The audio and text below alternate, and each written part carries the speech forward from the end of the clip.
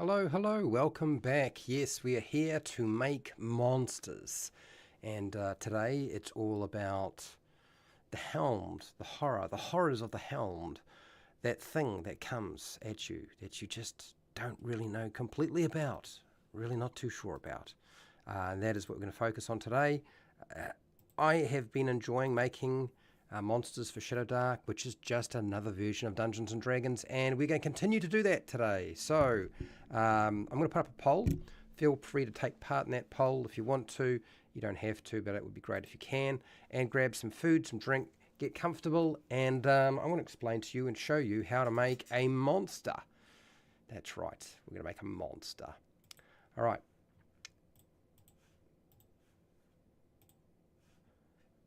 Hi, welcome to How to D&D. My name is Fred Wheeler, and this is where I talk about Dungeons and Dragons and other tabletop role-playing games. And today we're looking at Shadowdark. Now, Shadowdark RPG is simply another version of D&D, and it's one of my favorite versions of D&D, so I've been making a lot of monsters for it. So we're going to make a Helmed Horror. That's right. Is it undead? Is it a construct? Is it a mixture of both? Is it something else? Like, what powers this thing? Who knows? But we're still going to make it. So today, I'm going to spend a bit of time with you. I would say between 20-25 minutes going over the process. I'm going to give you some of the tools so that you can do it yourself if you want to. There is a table that I'll be using today that is in my Patreon, which is part of the free tier, so you don't have to pay for it. Go and download it, use it to make your own Shadowdark monsters if you want to. And I encourage you to do so. But there's also, for those of you who don't know, I've made 10 classes and 17 ancestries with some other people for Shadowdark RPG, and you'll find a link to those. Pay what you want on DriveThru RPG. AJ Pickett, myself, Mitchell Reed, Wally DM, and David Bailey all been part of that process. And yes, my suggestion is just go and pick it up. You don't have to pay for it. You don't want to pay for it, and check it out, see what you think, and yeah, play with it and see how you feel about the whole process. Now, normally what I do before I start is I ask people how they would go about making this monster. Hello, Osiris, and how's it going, Fred Huber? Well, see, here's the thing. You do know how to play Shadowdark.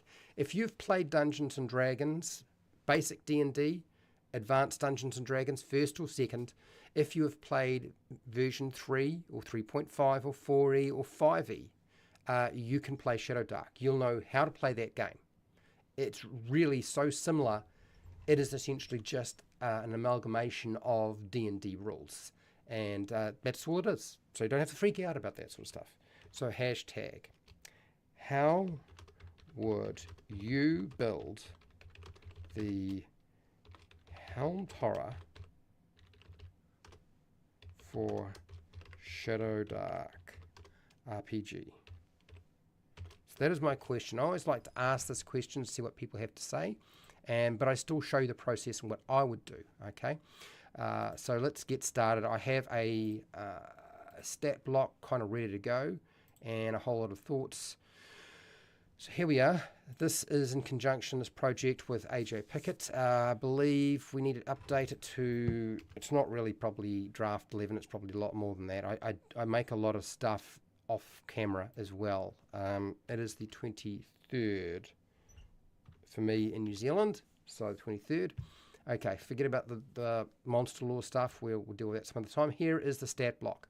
So Helmed Horror, which I've just called an armored automation, a metal armor-plated, comma, sword and shield-wielding creature. That's basically what I put here. It is hard to know if that's exactly where it needs to be. A metal armor-plated.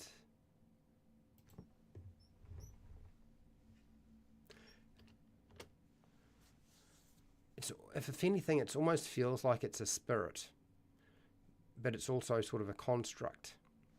Let's go here with spirit.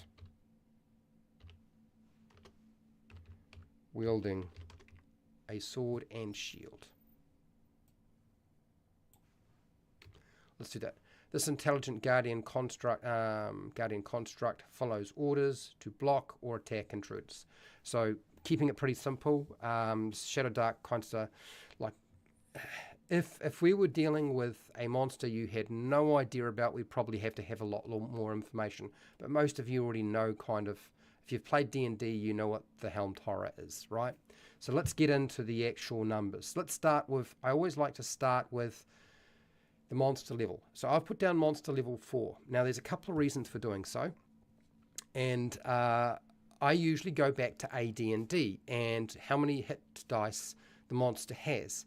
And if you go to Mojo Bob, it actually indicates that it has 4 + 1 per level of the creator. So that means that our Helmed Horror should probably be at least level 4, potentially level 5, actually, because you'd assume that the monsters not only got level 4, but there's at least one level from the creator coming into play. So that's where my head goes. I always go back to AD&D. Now, the monster level for something like 5e, it's a challenge rating 4 monster. I'm going to go with 4 on both occasions. Okay? You could say, well, it really should be 5 because it's 8. If you're going by AD&D, it would be 4 + 1, which means there'd be a minimum would be 5. But I'm not doing that. I'm going to go with 4. I think that's our minimal level. From there, you build up your monster into what you need it to be. That's how I would approach it if I were you. There's a couple of things I think probably, now I'm going to go through very quickly how I will go about building this, but I think a lot of people ask me the question, Fred, why don't you simply go to the 5e monster manual, whether it's 2014 or 2025, simply take that stat block and convert it straight over to Shadowdark? And that is a good question. Why would I not do that? And the answer is really simple. I take some elements from 5e, but I fall back onto the older version of the monster because they often take a lot of the stuff that really is important away from it. When you look at 5e, no matter what version it currently is that you're dealing with, whether it's the one that's 2014 or 2025. Also too, and you're probably aware of this, challenge rating, whether you're using the newer version of challenge rating or the older version of challenge rating, is shit. It's really not very good. Really, the only thing that's going to help me make the monster for Shadowdark and make it work for that system is the ability scores and modifiers. And even then, I might have to make some changes. The rest of it is mostly useless to me. So I hate to say it, this is less useful, and unfortunately, this is more useful. But I still am reliant on both. So that is why I do it that way. This is why I always tend to go back to AD&D, basic D&D, and you don't see me usually looking at 3.5 or version 3, and I very rarely lean heavily on 4e because it's a different animal, okay? All right. So we know what our monster level is. Okay, that gives us a lot of the tools we require. And we're going to be coming back to this table here to determine our numbers for our stat block. Okay, next, we need to know what our alignment is. The alignment is usually pretty easy to figure out because if you look at old D&D, it's neutral. And if you look at 5e, I don't know if they have changed it. Maybe they have. It's still listed as neutral. They never really changed it. So we're going to just stick with neutral, okay? It hasn't got a particular bent. It really just follows instructions. It's got programming instructions. That's what it does, right? Cool. Next, based off that, let's go and have a look at something like the stats. Stats, the ability scores or ability modifiers. In Shadowdark, we don't use ability modifier scores because you don't need that number. You're not really going to be using it. Instead, we're going to go straight to the ability modifier. So what are the modifiers in 5e? Because you won't find modifiers for your stat blocks in AD&D because they're often not built that way. So when you're looking at the stat block, you just won't find that information. So it's better to go to 5e. This is why I'm using both. So they've said that basically they're strong, so they've got an 18 for their strength, which is a +4. So we'll just transfer that over, that's fine. And then dexterity they've got here as being a 13, so a +1. So they move around fairly quickly. Okay, fine. Let's transfer that over. And then its constitution is a 16. So that the modifier is a +3. So we're just using the modifier since that's really the only important number, okay?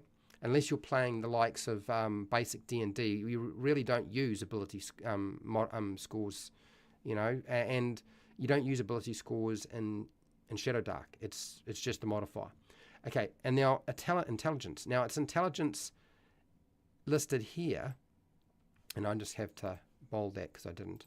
The intelligence listed here in 5e is a 10, so that's a 0 modifier. So we'll put down 0, and then its wisdom is a 10 as well, so we'll put down that as a 0 modifier. And charisma again is a 10, so 0 modifier. So we've got that done. So we've got about half the maths for our monster already figured out. Wonderful. Next thing, the next problem we have is how fast does this thing move? Now in 5e it moves about 30 feet, flies about 30 feet. If we look about, roughly how fast does this thing move in AD&D, where is the movement and speed section? Or have I got nothing on that? I can't remember. Oh, here we go, movement. 12 and fly. So it moves and flies about the same speed. I'm going to say that movement 12 and fly 12 is probably about the same. Now, Shadowdark breaks up movement into these increments. Close, which is about 5 feet. Near, which is between more than 5 feet up to 30 feet. Double near, which is more than 30 feet but up to 60 feet. And then far, which is basically you can see it, but it's further than double near. So close, near, double near, and far. We should never be using far with a monster because you're essentially just giving the monster teleport.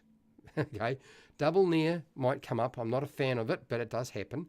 Instead, so the only other increment that really makes sense is near. And fly will be the same. We want it to fly. It flies in the old AD&D. It flies in the new version. We're going to keep that. So that's all done. Movement is figured out. Very, very simple. Next, armor class. Now, armor class is a tricky one because the armor class in 5e is listed as 20. So plate, armor, and shield. But that doesn't make sense because it's a different formula compared to Shadowdark. So we have got to have a different formula to make that work. And so because of that, we have to look at how it is calculated, plate, armor, and shields for Shadowdark. If we're looking at something like the armor class for AD&D, it's 2. But that's because small numbers were better and bigger numbers were worse. Because you're dealing with it's completely reversed. Armor class is reversed here. So we can't use that system. So we're not worrying about that. Instead, we're going to just go straight to how is it calculated in Shadowdark. Okay, so we just look up what is the armor you get. So the armor bonus you get, or the armor class you get for plate armor is just a straight 15. Okay, so 15. And if I have a shield, I get +2. So 15 plus 2 is 17.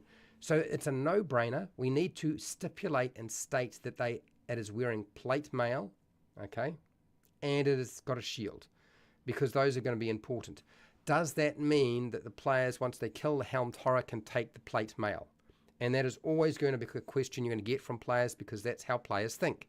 And your answer is going to be, what is your answer going to be? I'm sure you've got it in your head. My suggestion to you is you destroyed the Helmed Horror. You destroyed the plate mail. Sorry, you'll have to find it somewhere else. Very simple. It's not hard. Your life will not end if you say something like that. It's all good. Okay. All right. So those are the numbers with that. Now, if I have a monster of monster level 4, are my numbers starting to sit within the right range? Well, here we go. We have this table here. This table is available for free on my Patreon, free tier.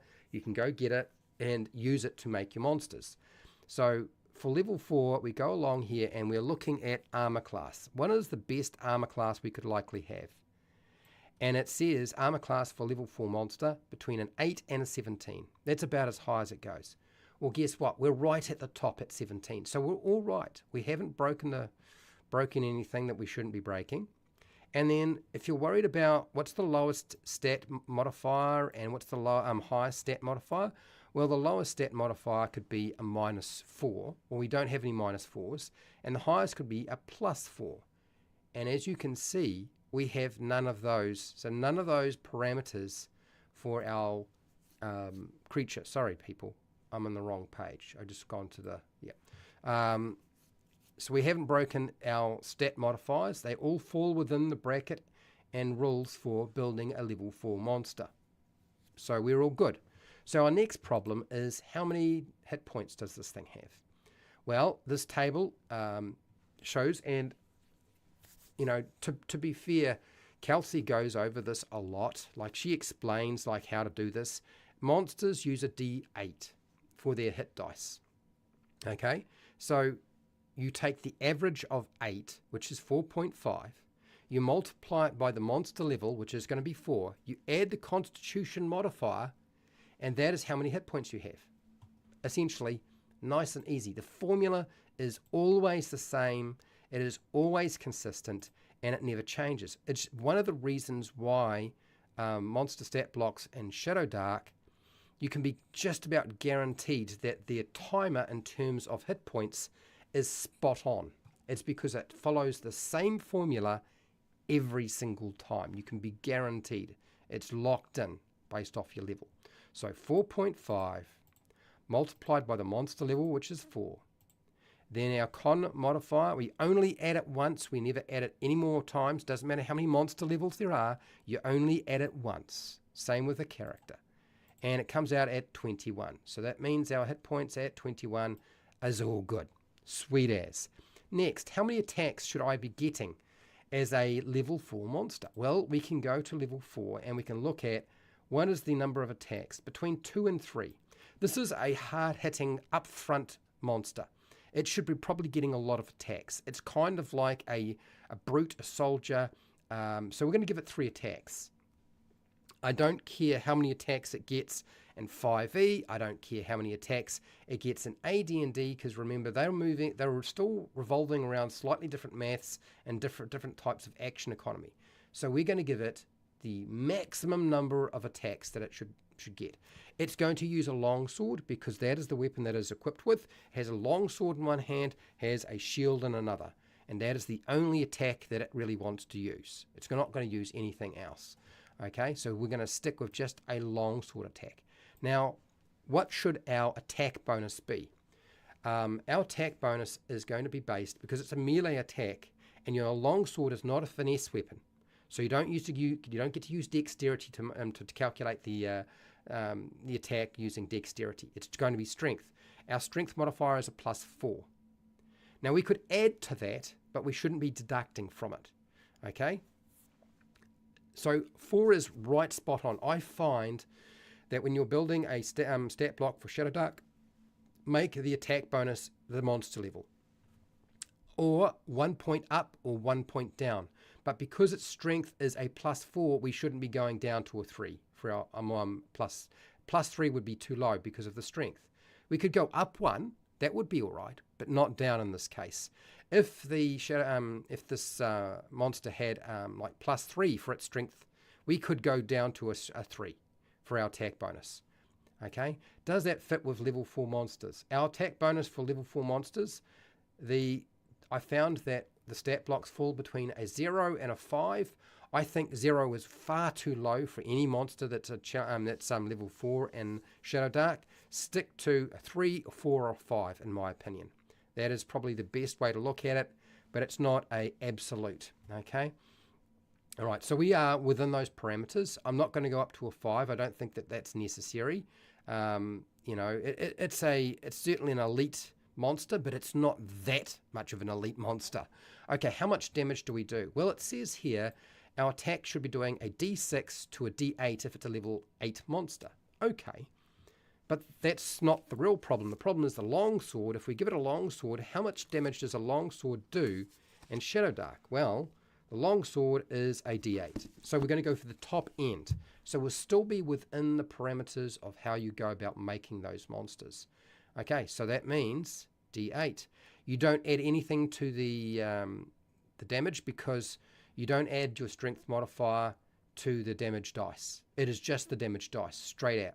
Whether you're using a bow, ranged weapons, melee weapons, doesn't matter. It's just that. We're not going to add any special thing onto here. It's not going to be doing anything else. It doesn't need to. The monster really doesn't have that presentation. Instead, it is protected by magic in many respects. So there's a couple of things we need to look at. And these are the things that I'm going to go over. Now, going back to this table again one more time, you'll notice that hit points sit between, average would be 18, but it could be anywhere from 17 through to 22. We've got 21. So we're good with that. Our numbers are falling within the range that we needed. So we don't actually have to worry too much about anything. Everything is kind of coming out the right way. So very easy to build your monster from this table. It's actually pretty simple. It's not difficult at all.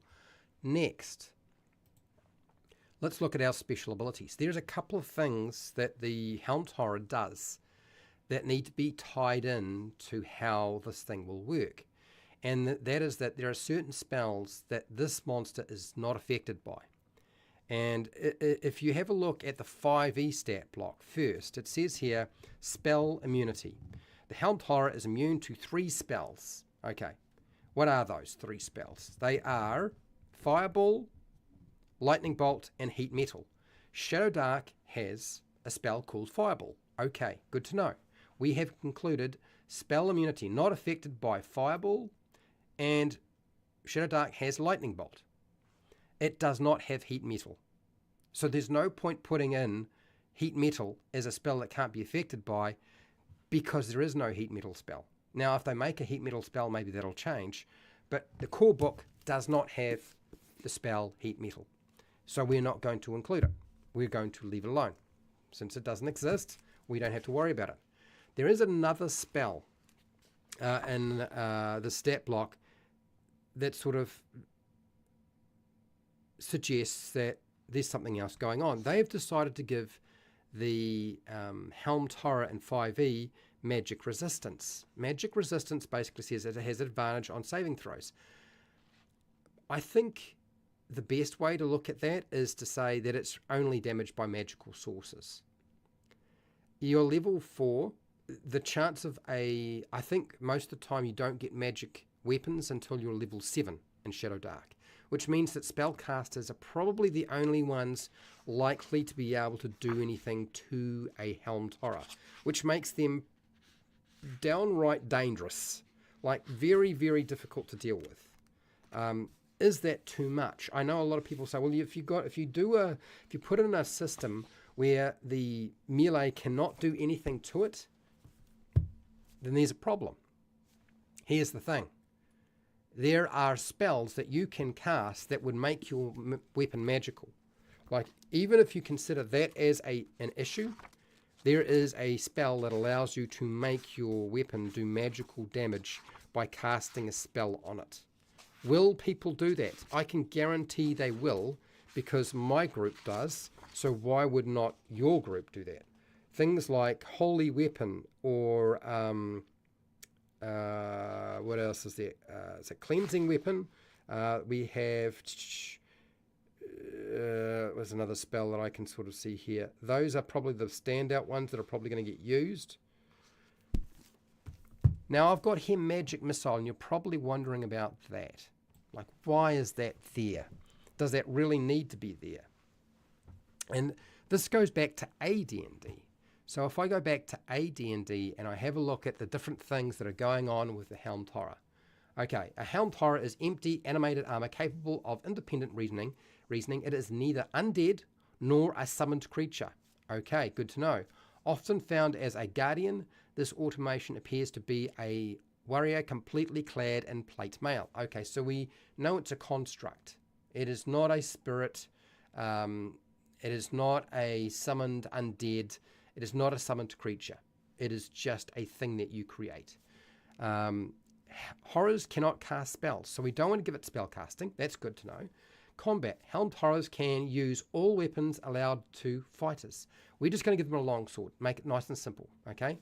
And employ magical items that need no verbal commands or contact. So it can use a magical weapon if you wanted to. If you wanted to do that, we're not going to do that today. What else do we have here? A Helmed Horror can see invisible creatures and objects up to 120 feet away and has infravision to the same range. Now, I was trying to decide whether that was an important thing to include, and it well may be that we should consider doing something like that. So let's consider this and keep working with it and see if it's something we need to include. Because we have created special features or traits for Shadowdark that allow them to see invisible creatures. All monsters in Shadowdark see in the dark, so infravision is not really an issue. We don't even have to consider worrying about that. It senses permate in its entire form. Okay, so that's unimportant. So what else have we got here? Here. Horror heals lost hit points at the same rate as a living, resting human, restoring, linking energies, and melding armor. So it does recover hit points. Good to know. We don't have to build that into the stat block, though. It's unimportant. We keep going. Helmed Horrors are able to stand through levitation. So levitation is one thing. Let's just say fly. It's probably easier to just go, they fly. Okay, that eliminates people trying to get away from them. Thus they can walk or on air or function without any legs at all. So taking out their legs won't make any difference. This allows flight as the movement rate given above. Okay, cool. But it doesn't allow riders, so you can't ride the Helmed Horror. So you're not going to put your baddie, you're not going to have a Master Blaster situation taking place. Okay, cool, got that. A falling horror is always protected as if Featherfall were cast upon it. Okay, so that's what, if you try to lift it up off the ground and then drop it, it's going to be a problem. They can carry up to 200 pounds. That's not really that important. Is the fact that it needs to, that it's not going to take damage from falling an important thing to put into the stat block? I'm not convinced at this point. We're going to keep going though. All right. Next. A Helmed Horror is fearless and cannot be controlled by magical or other means that work on the mind or senses. It can be controlled,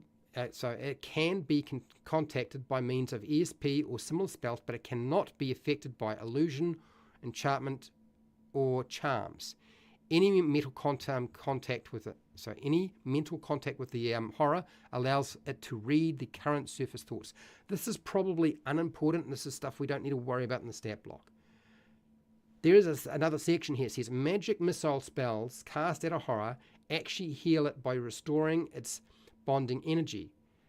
Excess hit points above its max are not gained. So in other words, magic missile is not going to harm it. In fact, it's going to restore hit points. That seems to be a major aspect of it. But what I've done is I've folded it into this. That is simply immune to these. Okay? It is clear that this is designed, this monster, to stop people trying to sneak past it. So things like invisibility, seeing invisibility is probably a factor we need to take into consideration. Another thing is controlling its mind is not going to be an option. So we probably, this here, impervious, only damaged by magical sources, is probably unimportant. I would say we can actually take that one away. And instead, we'll put something else there. We've got two things to consider. Its mind and its ability to see things that are invisible. So let's go down and see if I can find something based off. I'm showing you a whole lot of stuff that I've been working on. We'll come back to these. I'm not going to stop and show you all of it. Guess what? You're getting a sneak peek if you were unaware. Let's keep going. Madness, camouflage. No, we're not dealing with that. Poison, enslave. No. Next. Turn regeneration. Revengeful. No, none of these. None of these. It's a grab thing. Undead immune. Right, so it's not undead. But yeah, let's keep going. Formless, pass through walls, drain. No. None of those I can use. Keep going. We need to focus on just the two things that we are missing, which is we need to make sure it can't be charmed, and you can't control its mind, you can't control its actions, and you need to make sure that it can see invisible things and illusions. It needs to be able to do that. Those are probably its key factors. This is to help protect it from malicious magic, basically. All right, let's keep going. That's not working. That's not working. We keep going, and I know I've got something here. This is a good excuse for me to show you guys some of the stuff I've been working on if you're wondering if we're going to be doing anything in the future. Gaze, telepathy, mind blast, mind control. No, it doesn't do any of that. Sensitive hearing. No, it doesn't do any of that. Keep going, and these are monsters we've done before. None of that sort of applies. None of that applies. True sight. Can see invisible creatures or objects and detect illusions. This is probably what we want. And then immune, can't be charmed and mind controlled and don't make morale checks. Both these are probably exactly what we want. So we're going to copy them. And we'll take them all the way back up. All the other stuff we've already made, by the way, if you're wondering. There are other live streams that I've done. And we're going to put them here, since they're probably the most important. And we'll paste them in. Can't be charmed and mind controlled, and doesn't make morale checks. Okay, so that stops it, because it's not going to run away. It's not afraid of dying. It will fight to the death. It can't be mind controlled, and you can't charm it. Okay, we've got that. So it's immune to those effects. Let's see here, and we can just call it immune. Spell immune. True sight. Okay, can see invisible creatures or objects and detect illusions. So we've covered all our bases. Our stat block is pretty much done, if you ask me. I think we've got all the key things that were important to the Helmed Horror to make it work the way that it needed to work, without getting horribly bloated. I find that a monster stat block with one special ability is great. If it has two, it's all right. 3, we're getting it. It's getting squishy. It's getting tight. More than that is really for a legendary monster. I wouldn't go any more than that if I were you. That would be my advice. Okay, let's go over to the chat and see what you guys have had to say. Hi Jeeves, how are you doing? Nice to see you. Hey Fred, I agree that the challenge rating system is always crappy. Yeah, and it hasn't been fixed by 2025. In fact, if anything, it's probably confused people even more. So it's best not to use their numbers. Use some of their numbers, just not all of them. Falls to a pile of rust upon being destroyed. That is a narrative. We don't need to worry about that. That is not a mechanical thing we need to worry about. Whether it's just falls to dust, falls into rusty bits, is full of holes, I couldn't care less. It's really not that important. It is a narrative thing. We don't need to put that into the stat block. That is lore. Okay, Osiris. Also, I'm thinking might it perhaps get some form of like telekinesis? No, I don't think so. Since we are not doing any crazy hit point totals, perhaps giving it some form of save before it gets reduced to 0. So here's Osiris. There's no such thing as saving throws in Shadowdark. To lock this down in your head so you understand, imagine you have an attack roll. You know what an attack roll is? There are attack rolls. Imagine that there is a ability check and a skill check, but it's not called that. It's just a stat check. There's one dice roll for that, one system for that. So there's no skills as such. It's just the ability check, but they call it a stat check. And then the saving throw, because it's really based off the same sort of infrastructure, saving throws don't exist. They are just stat checks. So you don't have a saving throw. And then the other thing to take into consideration is so that's 2 mechanics in Shadowdark. The last one is spellcasting checks. Spellcasting checks are just a special type of stat check. That's really all they are. Those are the only checks there are. There are no such thing as saving throws, so it would just be a stat check. I don't think we need to add anything more to this monster. You could, if you wanted to. I've showed you how to go and build it. You could do that and it would not be a problem. Helmed Horror without any scary. What is not scary about the way it's been built? It is definitely scary. Or disjointed, extended reaches. I think those are things you could add. There's no saving throw in this game. No. It is a stat check. If you need to make a saving throw, it's a stat check, which is basically just an ability check. It is a very, very simple way of looking at it. It folds the ability check, the skill check, and the saving throw into one check called the stat check. They are all the same thing. Believe it or not, that's how it works. And yeah, I think you could do a lot of other changes and make your Helmed Horror a particular way and make it a bit more special. But there's nothing not scary about this Helmed Horror. It is immune to being charmed. You cannot mind control it. It will not run in combat. It has true sight, so you can't sneak past it. Invisibility will not work. And you can't use illusions on it because it can detect illusions. It has spell immunity, so the spells that you will probably fall back on, which is always in Shadowdark, Magic Missile, Fireball, and Lightning Bolt, you can't use it on this creature. It will not work. Now, you're probably looking at it and saying, it's only got 21 hit points. It's not going to last very long. It's a level 4 monster. It doesn't have to have that many hit points. Honestly, most of the weapons that your players are using, at the most, if you're lucky, you'll have somebody who might have like a D10 for their damage. So their average is going to be 5 points. Anywhere from 5 to 1 point of damage, even at level 4, is quite common. You might get as high, you might be really lucky and roll the maximum on there, but the chances are this monster is going to stick around for 1 or 2 rounds. And that's kind of a good time frame. That's just one with a whole party of level 4 characters. So it's a scary monster. I don't know how else to describe this. I mean, I'm going to obviously play test it at some point, but yeah, there's nothing not scary about how this thing is built. It's got a lot of attacks. It does a reasonable amount of damage, and you can't mess with it. It's essentially it's built to deal with spellcasters and hijinks. So yeah, that's how I would go about building the Helmed Horror. So I'm going to end this poll. We're going to be back next week and do another one of these.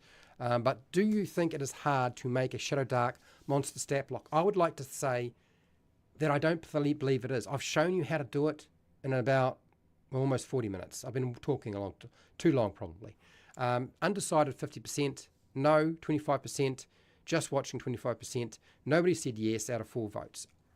I'm feeling like if I keep doing this, you guys will get to a point where you're like, yes, it is easy to do it, Fred. I've got the table and I've made my own monsters and I'm all good. I feel we'll get there eventually. It's going to happen. The day is going to come. I'll remind you again, I will put the table that I showed you for making this monster and how I do all the mathematics for it is on DriveThru RPG. So this here is on DriveThru RPG, free tier. So if you want to go and make your own monsters, go make your own monsters. You can go and get it there. If you're part of the paid tier, I'm going to put the Helmed Horror on the paid tier for Patreon at the end of the week, once I'm no longer in the middle of my working week, when I get time. I'll put it up there so you can have it. You've got access to it. And if you are not interested in those things, but you're looking at classes and ancestries, then you can get 10 classes and 17 ancestries from the player's expansion for Shadowdark RPG off DriveThru RPG. Pay what you want. It's there. It's waiting for you. Okay? Plenty of things to play with. Plenty of things to mess with. And I hope you will have a great time.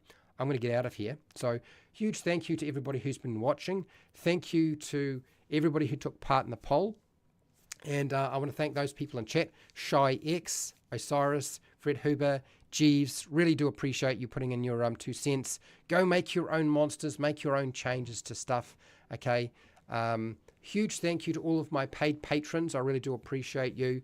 Without you, it's very hard for me to continue. So I do appreciate every time somebody does join. And we're going to be back tomorrow to make a Shadowdark class. Since I've been making 5e classes in the past, let's make some Shadowdark classes in a live stream. So that's what's going to happen tomorrow.